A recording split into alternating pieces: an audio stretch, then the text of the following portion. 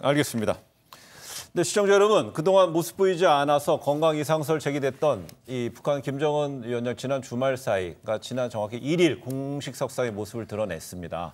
이 평안남도 그 순천 인비료 공장 준공식에 참석을 했는데 두 분 그 영상 중에서 영상이 좀 제법 길었어요. 그동안의 뉴스 보도하고는 좀 달랐는데 북한 매체 보도하고는 좀 달랐는데 어느 부분을 좀 주목 있게 봤습니까? 지금 언론이 이제 뭐 집중해서 하는 것은 걸음걸이, 그다음에 줄담배 뭐 이런 것도 이야기인데 이건 많이 나왔으니까 하고, 그다음에 이제 그 경호원들이 상당히 멀리 떨어져 가지고 마스크를 쓰는 상태에서 이제 대동을 하고 있는 부분들이 있지 않습니까? 네. 저는 이게 그러니까 결국은 이 부분들에서 이제 일종 왜 그럼 지금까지 모습을 드러내지 않았는가를 조금 좀 읽어볼 수 있는 게 아닌가 싶은 생각이 좀 다시 한번 드는데, 그것이 이제 계속 이제 제기됐던 코로나 때문에 결국은 어떤 피해 있었던 부분들, 이것하고 그러니까 연관되어 있는 것이 아닌가라고 좀 해석을 해야 될 것 같아요. 네.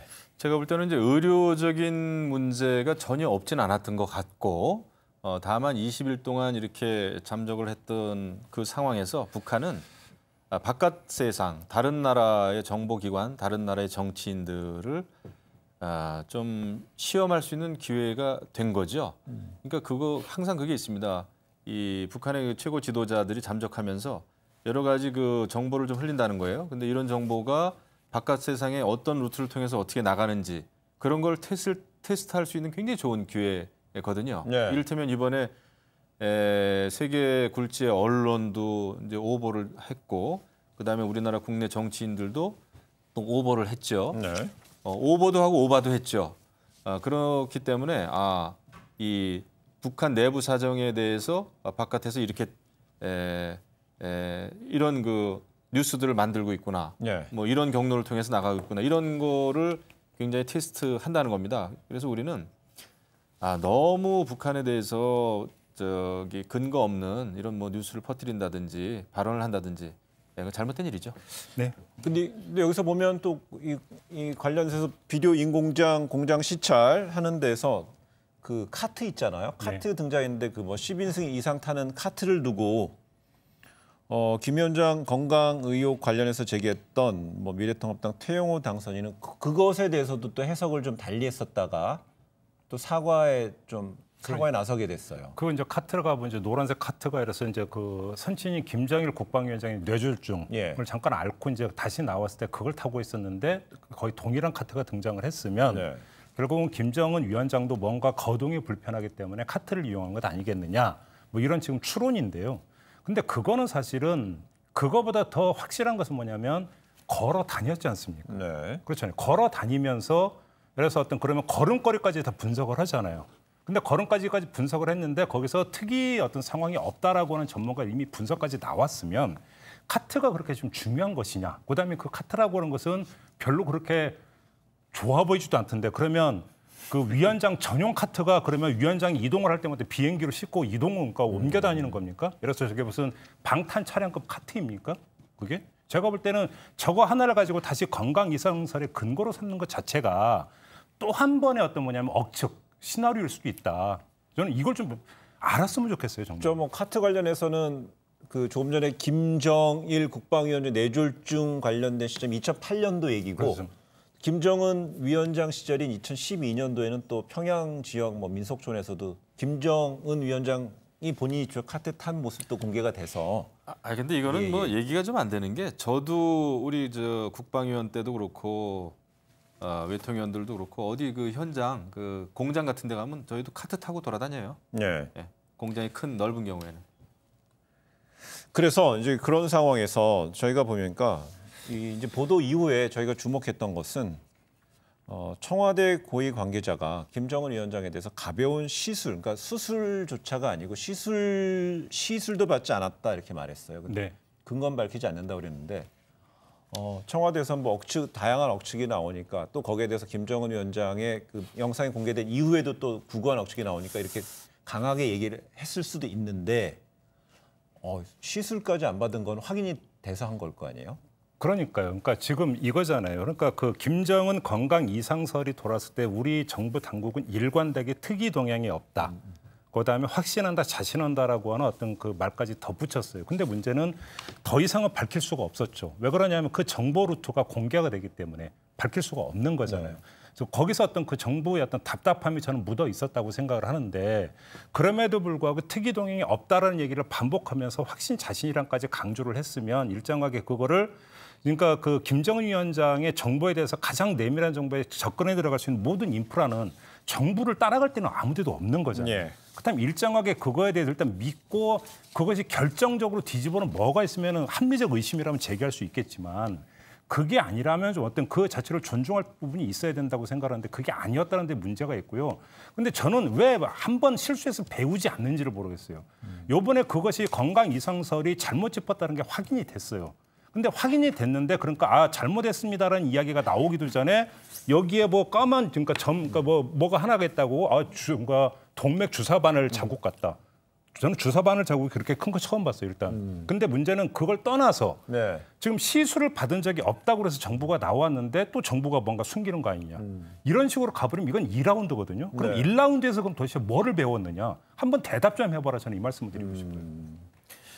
그 정치인들도 앞서가면 안 되고 신중해야 되죠. 그리고 이제 당선인 이제 또 국회의원 신분 아닙니까? 며칠 있으면. 네. 그러니까 본인들의 한마디 한마디가 끼칠 수 있는 영향력이 굉장히 크다. 뭐 저 태용호 당선인은 그런 얘기도 했더군요. 그러면서 사과를 했는데, 네. 근데 정보기관 또 정부 당국자들도 무슨 뭐 시술 받은 적도 없다 이런 얘기까지도 할 필요도 없는 겁니다. 네. 인내심이 필요해요. 이런 걸 자꾸 확인해주고 그렇게 되면은 저는 앞으로도 혼란이 계속 생긴다 생각합니다. 그래서 예. NCND가 가장 중요한 거고요. 이런 거에 대해서는 굉장히 그 신중하고 말을 아껴야 돼요. 네. 우리가 말을 잘하는 것보다 더 어렵고 중요한 게 말을 안 하는 겁니다. 인내심을 갖기가 그렇게 어려워요. 네. 특히 정치를 하면서 자꾸 이야기를 하고 싶거든요. 그래도 저는 신중하기를 바라죠. 저는 그 말씀에 뭐 100% 동의를 하고요. 하나만 덧붙이면 제가 약간 좀 이 말씀을 좀 꼭 드리고 싶어요. 예를 하나 들어드리겠습니다. 자, 세월호 참사가 나서 이른바 의문의 7시간 기억하시죠? 박근혜 대통령이 그 7시간 때 무엇을 했는가? 지금도 규명이 되지 않고 있어요.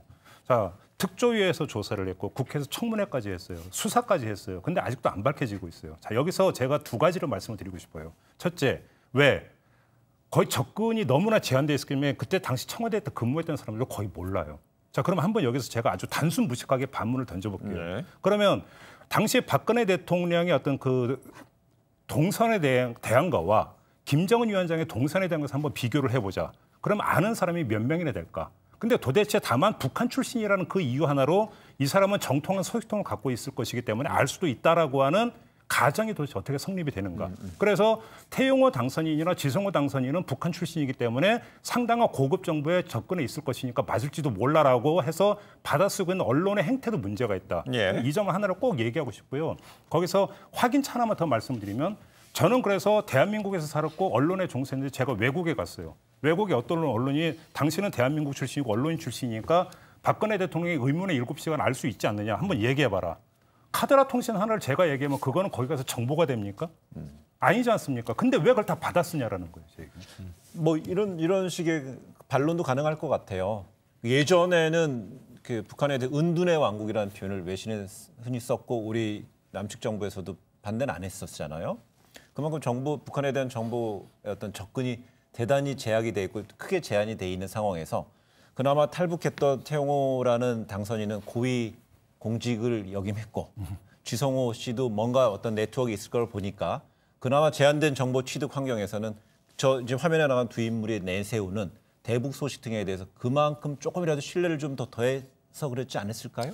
저는 뭐 이제 지나간 일이다 생각하고요. 반성하고 사과해야 된다고 보고 지금 중요한 거는 그런 데 신경 쓸 게 아니라 여기 있잖아요. 이제 GP 초소에서 그 총탄, 북한 총탄 이런 거에 대비하고 그런 게 훨씬 급한 문제입니다. 중요한 문제고. 나는 이번 그 정부와 여당 특히 이번에 합참 관계자들이 뭐 북한 그 GP에서 그 북한 초소가 북한 병사 북한 군이죠. 북한 군이 우리 측 GP에다 대고 이제 저는 정조준했다고 생각을 해요.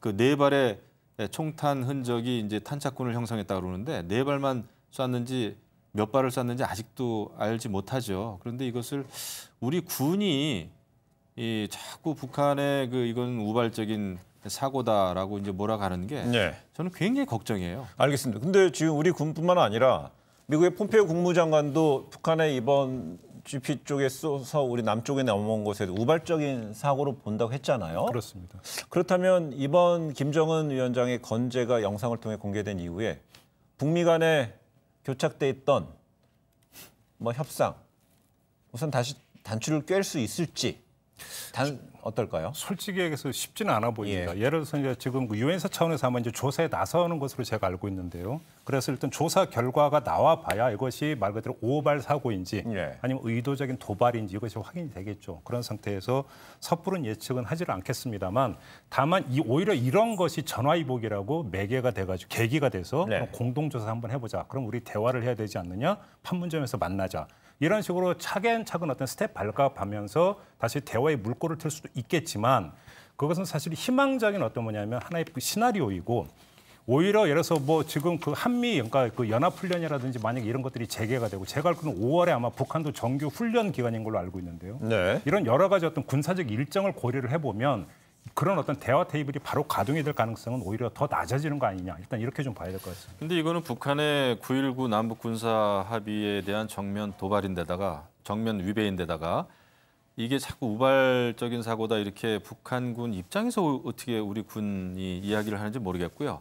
이게 근무 교대 시간이고 안개가 껴 있고 그다음에 사정거리 바뀌고 이렇게 얘기하던데 이거는 정조준 아니면은 이런 사고가 저는 일어나기 굉장히 힘들다고 봅니다. 저도 GP 거의 다 많이 가봤고 GOP, GP 제가 다 가봤지만은 이렇게 정조준하지 않고 선호발이 그렇게 탄착군을 형성하고 이거는 불가능이라고 봐요. 그리고 여기에 대해서 일단 우리 군은 착한 군이 필요한 게 아니라 지금 강한 군이 필요하잖아요. 제대로 항의조차 못하고 이것이 대한민국 군 맞나? 저는 현지의 병사하고 지휘관은 초동 대응 잘했다고 봅니다. 물론 그 대응 사격을 몇 시에 했는지는 모르겠습니다만 즉각적인 대응을 했다라고 한다면 굉장히 잘한 거예요.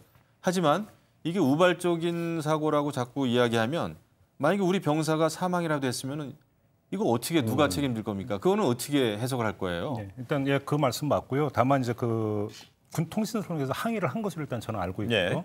두 번째는 아마 이런 거였겠죠. 9.19 군사합의의 가장 근본적인 취지는 우발적인 충돌을 막자라는 게 이제 근본적인 취지인데 근데 지금 그게 어떤 경위건 간에 지금 우발적인 현상이 발생을 했으니까 여기서 그러면 9.19 폐기로 가느냐, 9.19 강화라고 해야 될 것이냐라는 갈림길이 있다고 봐야 되겠죠. 저는 그런 점에서 조금 전에 이제 앵커께서 질문 주셨던 부분들을 더 이어서 간다면 우발적인 충돌을 방지할 수 있는 것은 더 멀리 떨어지는 게 가장 좋은 방법 아니겠습니까? 그래서 나오고 있는 거죠. 그러니까 9.19 군사합의에 나왔던 게 GP 철수잖아요, 사실. 근데 시범 철수 말고는 더 이상 진척이 돼 있지 않은데 오히려 이런 것들을 모멘텀 삼아서 갈 수 있는 여지는 있을 것 같다. 좀 그렇게 추진했으면 좋겠다. 이게 우발적 사고라면은 이 총을 쏜 북한 병사는 정말 신들린 명사수예요. 알겠습니다. 그래서 저희가 이제 김정은 위원장의 건재 사실 이후에 두 가지로 봤어요. 남북 간에는 코로나19 방역 관련돼서 남북 협력이 구체화될지, 북미 간에는 그동안 폼페이오 등을 토대로 해서 김정은 위원장이 어떻든지 간에 비핵화 협상은 우리의 목표라는 지적을 했기 때문에 앞으로 김정은 위원장 건재한 이후 확인이 된 이후에 남북미 간에 코로나19 이후 혹은 이 시점에서부터 어떻게 협상이 갈지 저희가 한번 주목을 해야 될 것 같고 그동안에 김정은 위원장의 이상설이 불거져서 전 세계 주요 언론에 김정은 위원장은 핵심 주요 뉴스의 인물로 등장을 했습니다. 그런 어떤 부분이 어떻게 협상을 다시 재개하는 데 있어서 얼마나 추동력을 가질지 저희가 좀 지켜보고자 저희가 이 질문을 한번 구성해 봤습니다.